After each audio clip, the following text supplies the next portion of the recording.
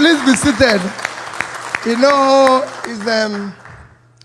I don't know how you go doing it when you're going to speak after my young brother fella, and after people have eaten, when they actually need to just be sleeping.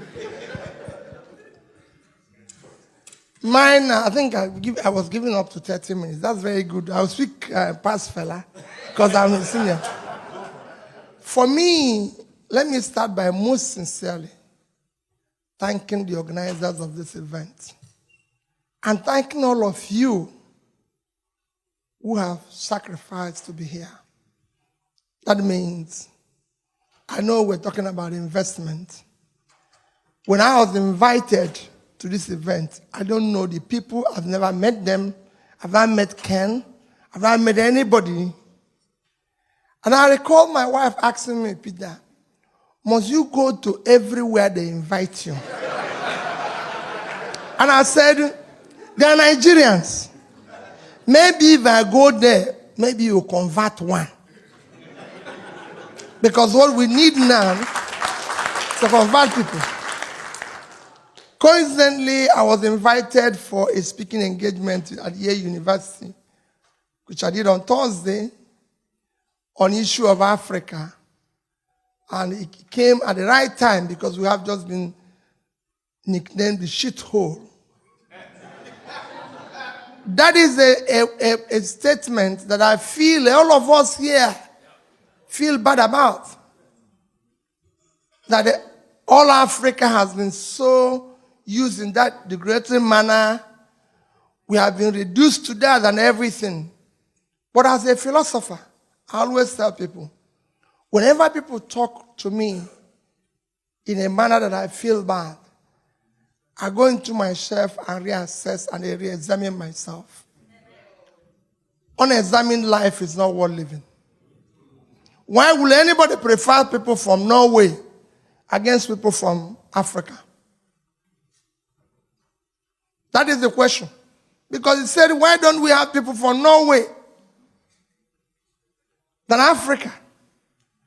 They asked me that in Yale. And I asked them, I said, it's very simple. Norway has 1 trillion sovereign wealth fund, and their per capita is $70,000. And that of Africa is 2,000. It's a simple thing. It's for Africans to go back. I've listened to fella. Wonderful, and I'm sure you'll get more from Ben Bruce and the Doyin and everybody.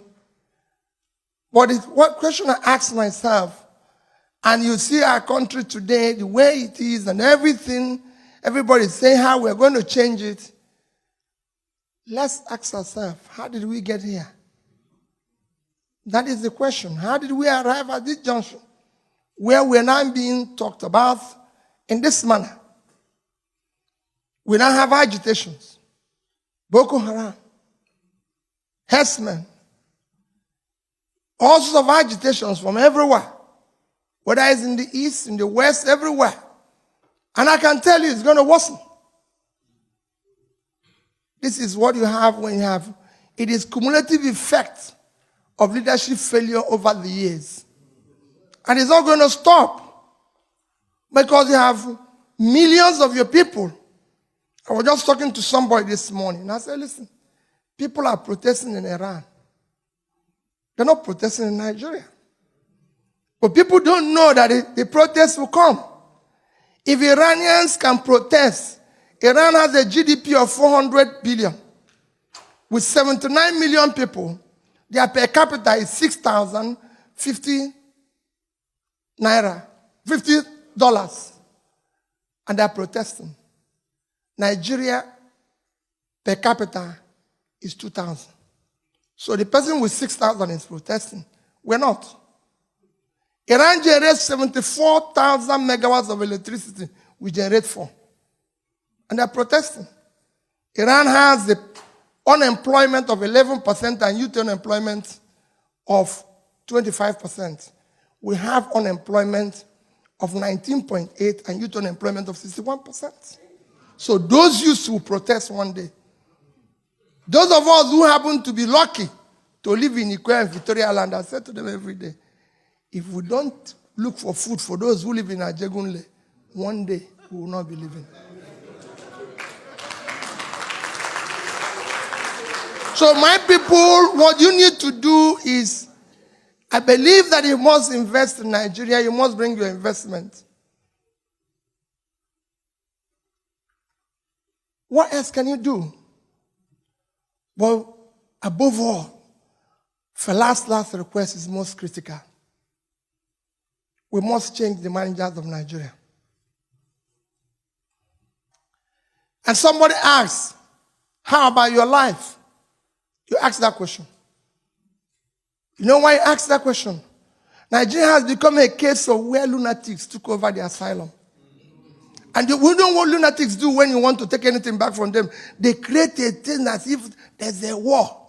So you run away. If a madman comes here, you say, hey, everybody say, I don't want to touch this madman.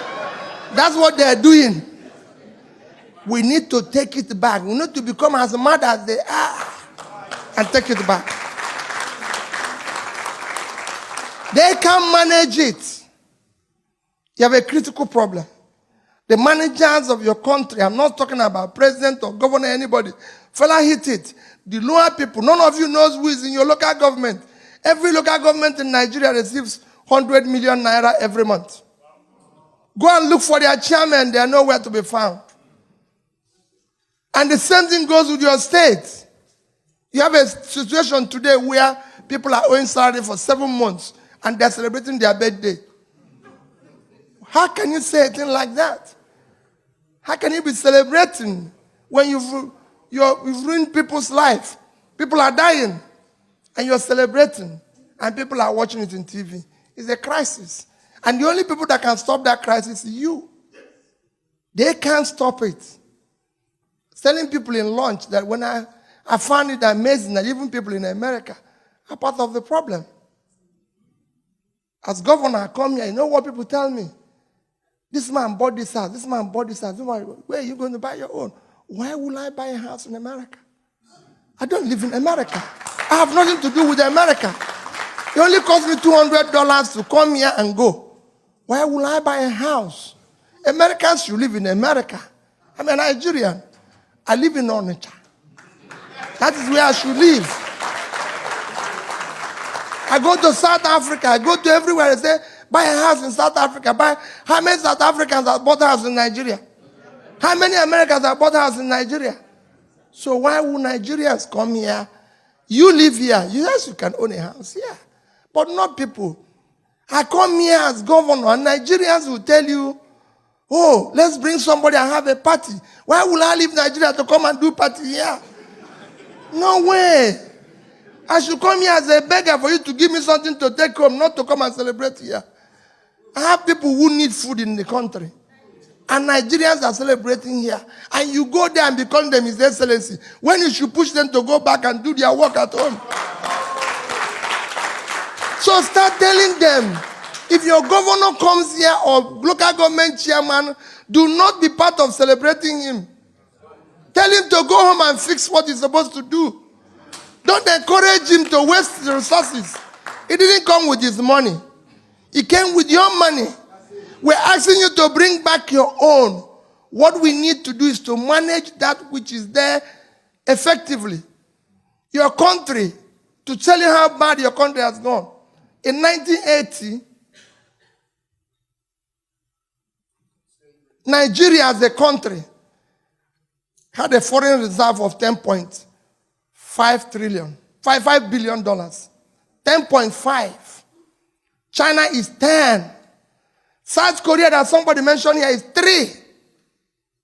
3 billion. The country was far bigger than South Korea. Had more money than China. China had a population of, today, China population is 1,317,000,000.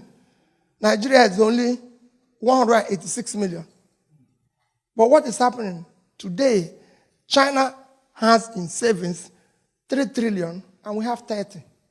We had 10. They had 10. We had 10.5. They had 10. Today they had 3 trillion. We have 30. 1% of what they used to have. Today, South Korea Savings is 400 and something billion, and we have 30. What went wrong here? And I can show you nations on nations. We are supposed to be part of the so-called all sorts of nations. Now we have put us to mint nation. We're supposed to be that mint nation because we miss where we're supposed to be, where China, everybody is.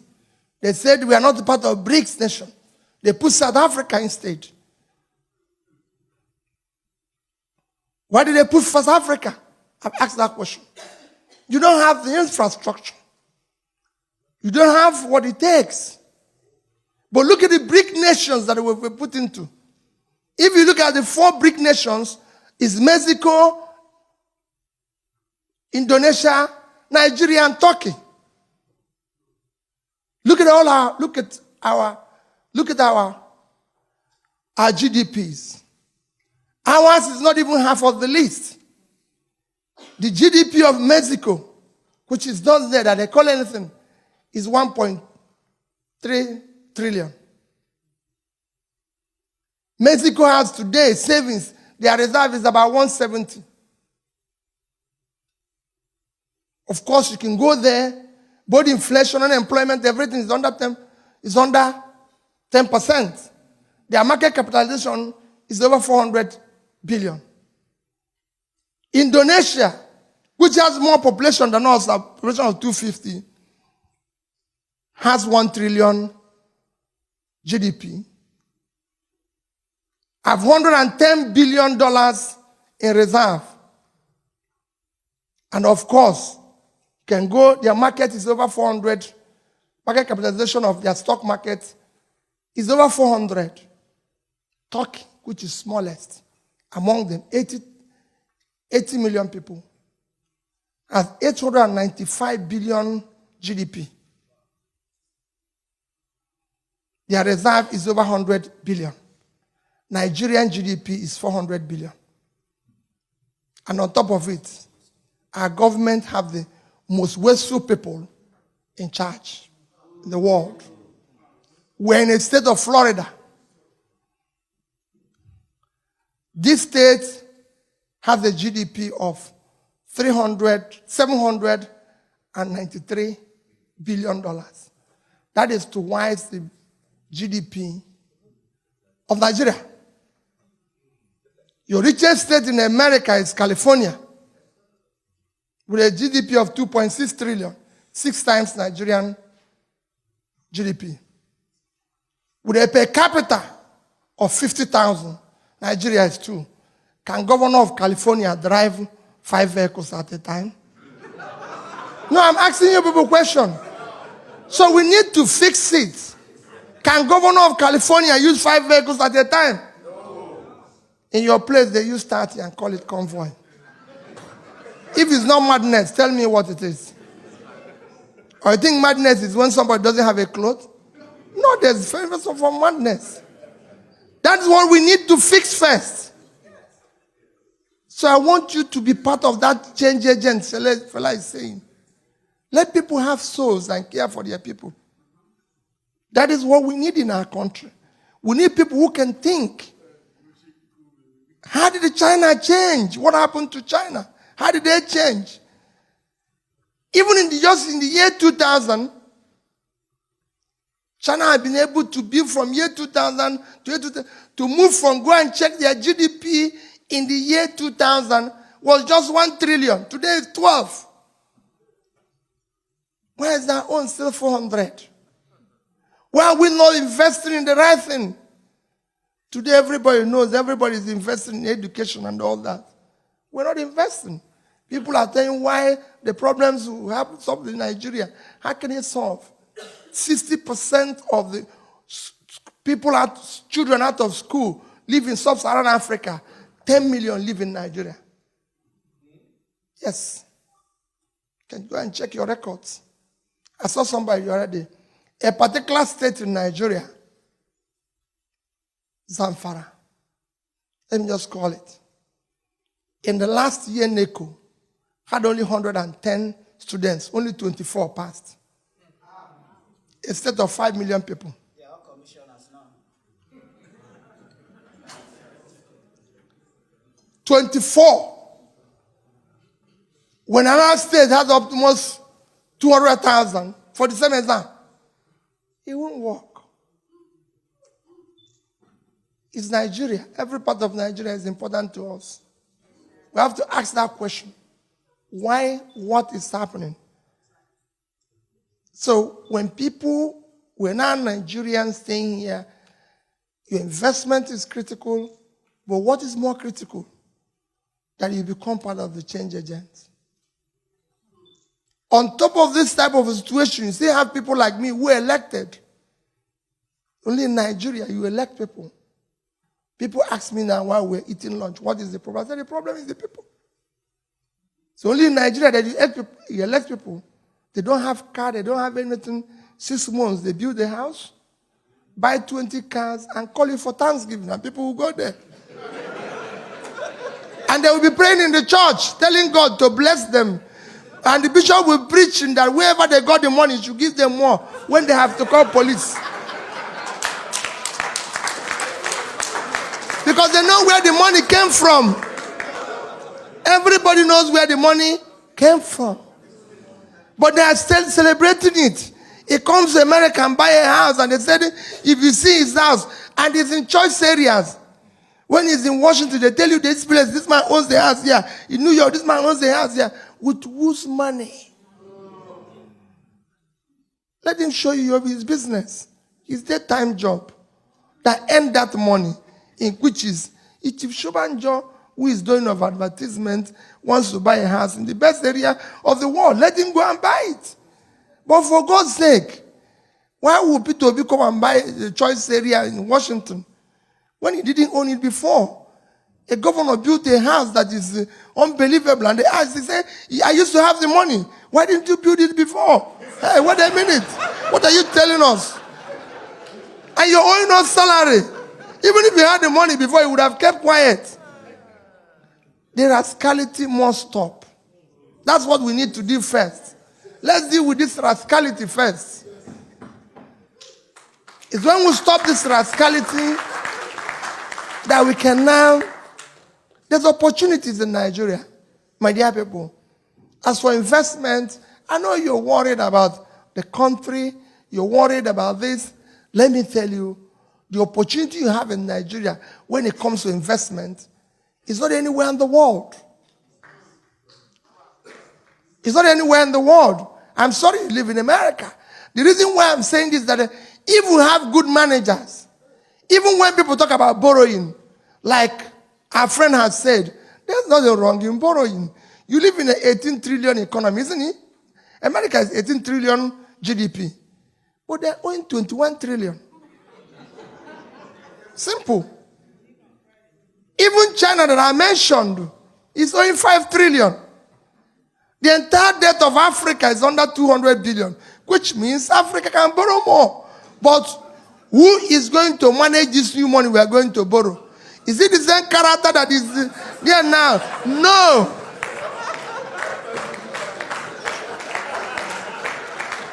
So when you're talking about borrowing money, the greatest tragedy your country is facing today is that the managers of the country have never managed anything in their life.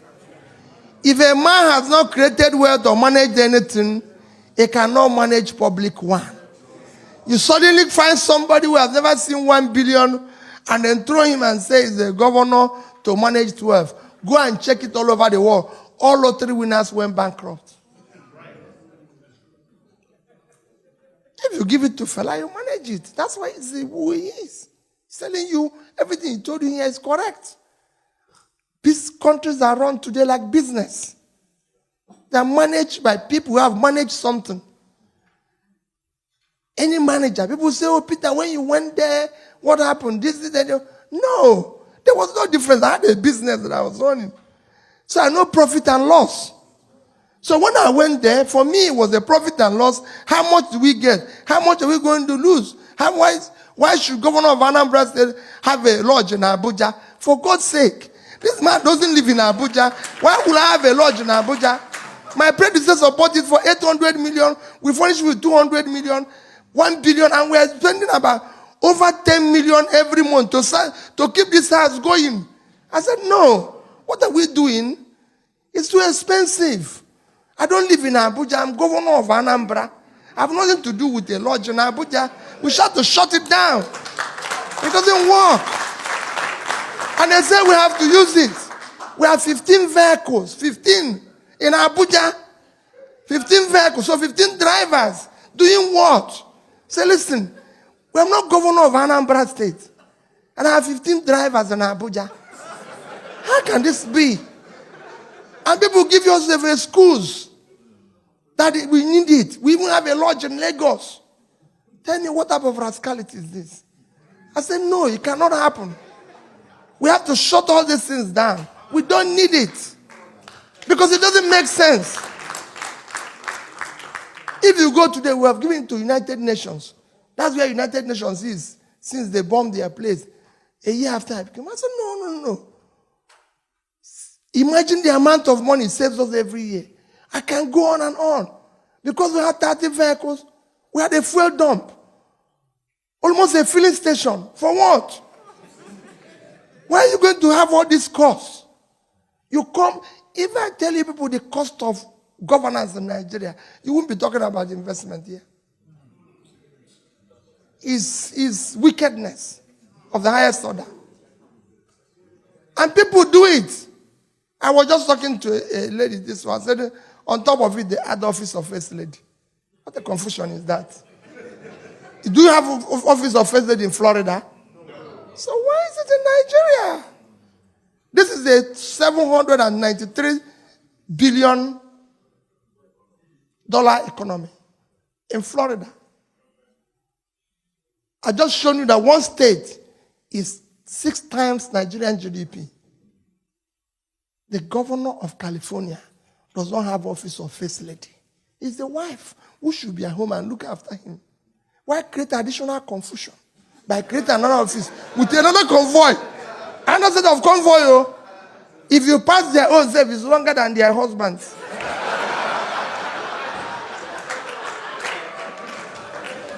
And this is, no, it's not a laughing matter. It's your country. Young man came out here and almost cried how he lost the auntie. Why wouldn't you lose the auntie? It is the resources they will use to build that hospital that they are using to build convoy. And that is what Fela is telling you. The greatest tragedy, I tell you, is all of you. Because what do people do? I was in governor for 8 years. You hardly meet a Nigerian adult who said you're not doing well. They will all call you His Excellency and tell you that since you came, things have changed. Even when you're seeing that nothing has changed here, in your face. Everybody is telling you, hey, that you're the best thing that happened to this country. Nobody could say to you, no, you're wrong. I just telling them when we're having lunch now, how we changed school. When I came, our school were number 20-something in Wayeka and Neko. Of course, everybody knew that Anambra State, they did not go to school in 2001. And I decided I must visit every secondary school personally. I must go to every secondary school. Everywhere I go, I call parents in the school, call their teachers and headmistress, tell me, is there anything wrong? They say nothing is wrong. And you're looking at the school, no roof, nothing. They say nothing is wrong. And you could see that everywhere is wrong. You could see it. Nobody. I went to a school in Asia, one of our towns, and they didn't have a roof. And I promised to give them a check to do that roof because I decided money must go directly to school, not via the ministry, because that's where the problem is. So I told them, I'm going to give you a check, 8.7 million. I went there in October. And I said, I'll give you the check before December. The check didn't arrive. In January, I was doing a tour in that local government because in January, what I did was to change. When I came, the state had no vision. no mission, nothing. So I decided to adopt MDG as a vision and developed a local thing, our own strategy for delivery of it, which we christened Anambra Integrated Development Strategy, which is just a process, a system that allows us to plan properly within the MDG goals, budget properly, execute, and ensure delivery. And to do it properly, we change our budgeting, planning, everything from being supply-driven to demand-driven. So we go to the people and say, what do you want? In January, I went to the people. And they normally bring school children. And when I finished talking, I said, it's question time. A young girl raised up her hand.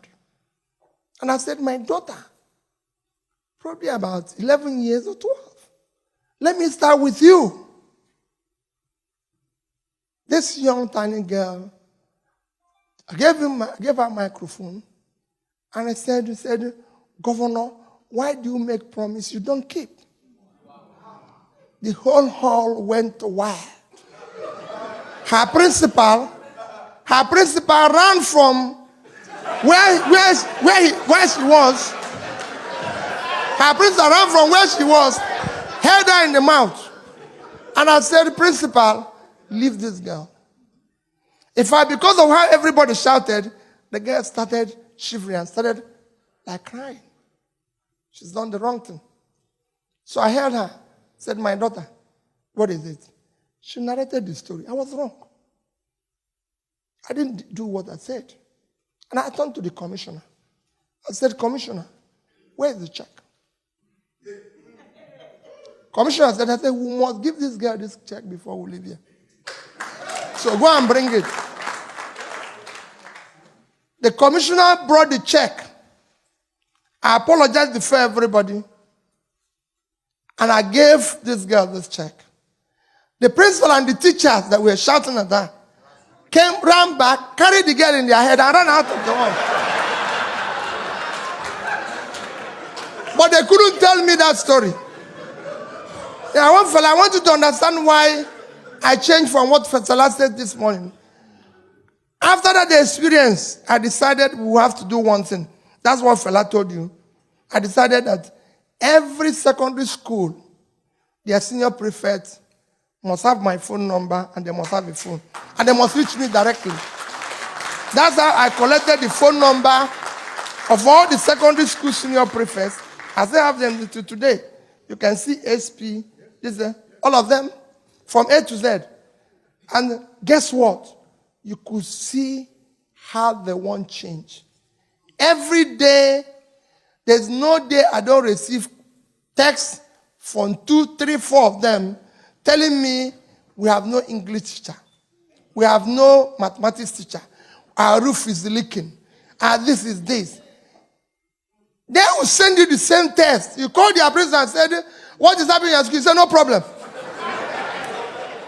But you've just received a text from the senior prefect saying the school is collapsing. There's no teacher. He said, how about the English teacher? He said, oh, it's wonderful. But the children have told you no English teacher. The principal is telling you that the teacher is the best they have in the class. That is what is hurting your country. And that is what I'm pleading with everybody. Fela said it. You must die anyway. So, it doesn't matter. It doesn't matter how you die.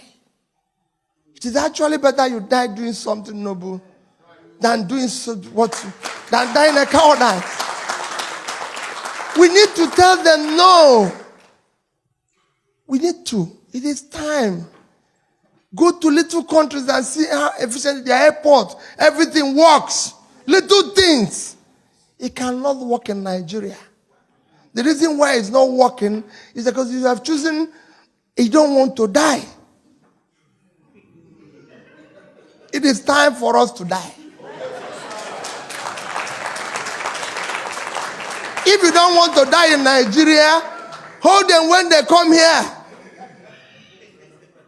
They won't kill you here. Protest here. Say no to it here. They will not kill you. cannot go on this way. In 2007, all our debts were cancelled. All our debts. I'm sure all of you are aware. Obasanjo, Ngozi Welah got all our debts cancelled. 2017, 10 years after, we're owing $60 billion towards what we used to owe. What did we use it for? Senator, I just said 64. We were owing 30 when it was cancelled, and we are celebrating. 10 years after, it has doubled.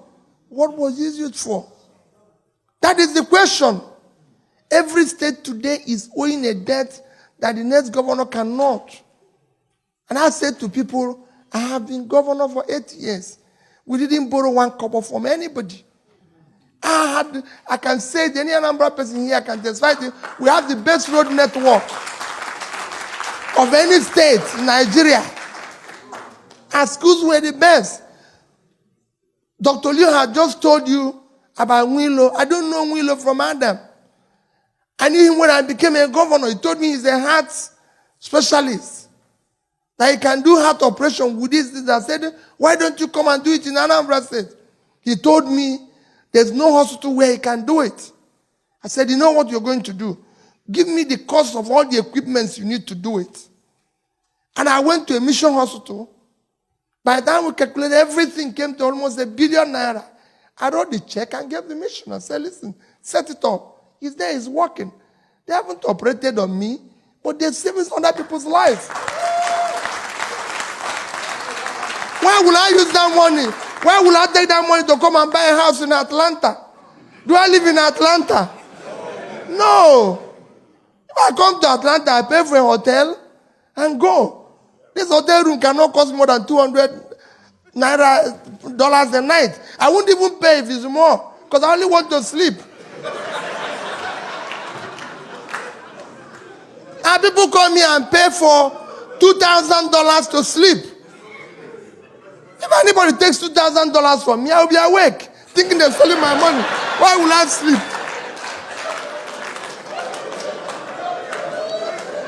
It's only to sleep. But people come here, if see a man who has, I can understand Ben Bruce, who has had money all the while, he can tell me the type of hotel he's sleeping. It doesn't matter to me, the name of the hotel. All you want is to sleep. You're not going to buy the hotel.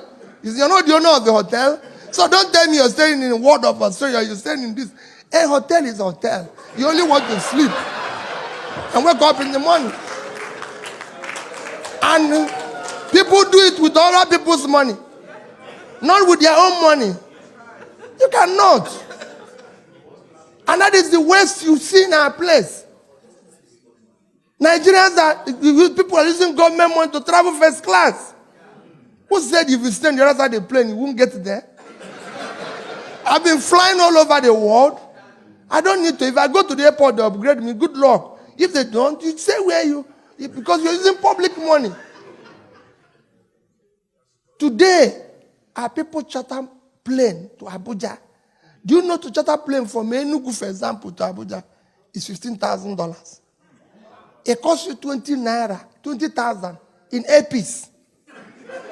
Same flight, 20,000 naira, and people will spend 6 million naira for it. And these are people who don't used to enter plane before we voted them in. Now I'm telling you the seriousness of it. For every trip they go, I saw it as a governor. I'm telling you my experience. They will write memo. There's 30 people who wants to follow me to Abuja. Nobody invited these people for a meeting. They have no reason to be in Abuja for anything. I repeat it every day so people can hear it. They come to the airport, they constitute a nuisance to the traveling public because they are the ones who want to allow you to greet people who have just voted you yesterday. Then you enter plane, they cause problem, and you go. So it is important that I want you to come home and invest. There's so much opportunities in Nigeria. If people tell you there's no safe investment, I have done it myself, my dear. There's so many things you can invest in. A Chinese man had just finished building a factory in Nigeria and said the best place to put your money is in Nigeria.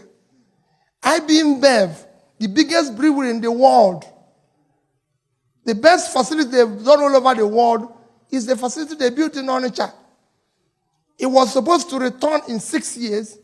He paid back in 1 year. Wow. Quote me anywhere. Their global CEO came from America to meet me, and I can tell you, I know that very well. I invested Anambra State money in it. We own 10% of it. That 10% today is worth over 20 billion. So I know that. It's easy. You have houses here. You have opportunities of even raising money here. I lived in the UK for 10 years. For that 10 years I lived in the UK, I was working in Nigeria as well. Then it was easy for me to borrow. I can tell you some of those things. It was easy for me to borrow money in the UK at 3% and invest it in Nigeria and get over 15%. People will say, no, about rate of exchange. Buy Euro bonds. It's dollar to dollar. Today you can get 9.5% and you can borrow your dollar for 2.5. Just 100,000. Don't even invest much. That money will do a lot of good to Nigeria. I'm not asking you to, like Farah said, don't come back. Let nobody tell you Chinese people are still here. Japanese people are still here. But you can be here and be part of that change there. I'm not saying those who come back. But the most critical thing Nigeria needs now is to change the characteristics of its leadership. They are the ones that are bringing us into this insult we receive all over the world. If they don't go about living irresponsibly and behaving the way they are doing, our country will be better. If our governors can manage the resources of the state better, there's no way a governor can be owing people salary for 6 and 7 months. But for God's sake, if you can't govern, you leave. People resign from office here. You cannot be there using siren and going about when you're owing people. No, you can't say that. I know there's so many things you can do. I can stay here and tell you so many things we did in Anambra State. Some of you have watched my video, how Obasanjo visited us. If you go to Awka, you see it. They were building presidential lodge when I became governor. How can you build a lodge for president in Awka who doesn't live there? And I said, how are we going to build it? Why are we going to have a house for him here? They say it's in every state. What, for God's sake? What, the president doesn't live in every state. Does every state in America have the presidential lodge? No. So where did we learn this? Does every state have governor's lodge in Washington? No, they stay in hotel. So where did we learn this type of irresponsibility? But they want me to do it in my state. For God's sake, when Obasanjo came, I told him, I went to him and said, Mr. President, you are the president. You have plane. Come in the morning and go in the evening. You don't need to sleep in Awka. What are you sleeping in Awka to do? No, you just come anywhere you want to go. You go and... But you cannot. He insisted he would sleep. His best friend, he insisted he would sleep. His people said he would sleep. I said, I have no place for you. But since you insist, you come and sleep in my house. Where I sleep and I'll go away and sleep somewhere else. When you go, I'll come back. And that's what they did. That's what they did. It will cost us ₦1 billion to build presidential lodge. But Obasanjo stayed in my own place for 2 nights, and it cost me 100,000 in the hotel outside. For those 2 nights he slept there. And that's what I would spend 1 billion. Since he came, no other president have been there to sleep. 2006. And I've had a house of 1 billion, maintaining it every day, looking after it. When Jonathan wanted to come, I explained it to him. I said, I don't have any place for you to sleep. If you come, you go. Please. You don't need to sleep. You own the whole country. You can come back the next day if you wish. Or you go to neighboring states and sleep. It doesn't matter. And he came, he slept in Asaba because they have more money. I don't have it to spend. Only in Nigeria that people use bulletproof car and have 40 police. So what is the essence? And I can go on and on. You won't believe it. Most of your states today have 10 bulletproof cars. 80 million naira each. What for? Nobody wants to kill anybody. Nobody killed me 8 years. Why would they kill you if you're doing the right thing? After all, you live with them. Even if anybody wants to kill you, when you come out of that car, he will kill you. You're not going to live inside it. You don't have a bulletproof body. So, all I'm trying to urge you as I conclude, my dear people, we have a country. The first thing you need to do is to say to yourself, all of us must now question the rascality of our country. That's our first resolution. Number 2 is that I urge you to invest. But the first investment is to change the mentality of the people who live there. Like Fela said, get PVC, tell them who to vote and how to vote, who this is. Number 3 is bring your investments. If you're looking for the best place to invest, it is in Nigeria. There's safe investments you can do. Don't go and give it to your brother who have never learned how to do business and say he's going to start business. He will take it. You see, we have developed that mentality that is in government. Your brother now who lives there think that in America there's a tree where you pluck dollars. So you must change it by showing him these things has to be properly invested. There's so many safe investments. I have somebody who lives abroad who is making a lot of money from Nigeria. And whenever he says to me he wants to come back, I say, don't come back. I advised him when I was chairman of a bank to put in about $500,000. That money today has been over $1.5 million. He's doing very well. But whenever he says to me, oh, Peter, I'm going to pack everything and come back, I say, don't come back here. We're here. What is important is that you be there and be part of that change. You have no other country. If you do the right thing, they don't call China shit country. They don't call Indonesia. They don't even call Philippines. That is the other day. You can look in their face and tell them what you want to tell them and go home. But as long as it remains the way it is today, well, so bad. Yeah, we can feel it. We can feel the pain. We can feel everything. But remember, it is the characteristics of your government that brings such on you. We have no other country. I'm begging all of you, Fela had done it, and you're joining him as a younger person. The society we allow them to abuse today will take his revenge on our children tomorrow. God bless you.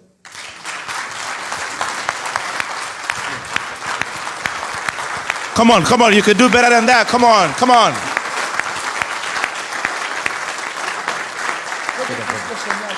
on.